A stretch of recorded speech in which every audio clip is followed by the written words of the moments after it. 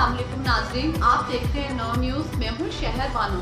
आइए ले चलते हैं आपको आज की हेडलाइंस की तरफ। गुजरांवाला से मियां साजिद अली की रिपोर्ट के मुताबिक खुर्रम मुख्तार बंगू असिस्टेंट कमिश्नर कामों की ने दफ्तर म्यूनसिपल कमेटी कामों की और सब तहसील ऑफिस वांडू में ताजिर हजरात, होटल मालकान, बेकरी मालकान कामों की यूनियन ऑफ जर्नलिस्ट के सदर शेख बिशारत अली और दीगर दुकानदारों से मीटिंग की, जिसमें गवर्नमेंट ऑफ पंजाब की हिदायत के मुताबिक प्लास्टिक बैग और प्लास्टिक की बनी हुई एशिया पर मुकम्मल बैन की बाबत हदायत दी। मजीद कहा कि प्लास्टिक के झंडे, आइसक्रीम स्टिक, प्लास्टिक के कांटे, चमचे, प्लेटें, प्याले, डिस्पोजेबल ग्लास, प्लास्टिक ट्रे वगैरह, मिठाई के डब्बों की प्लास्टिक शीट, प्लास्टिक के दावतनामे, रैपिंग शीट्स, सिगरेट पैकेट की प्लास्टिक वगैरह पर 6 जून के बाद मुकम्मल पाबंदी आयद है।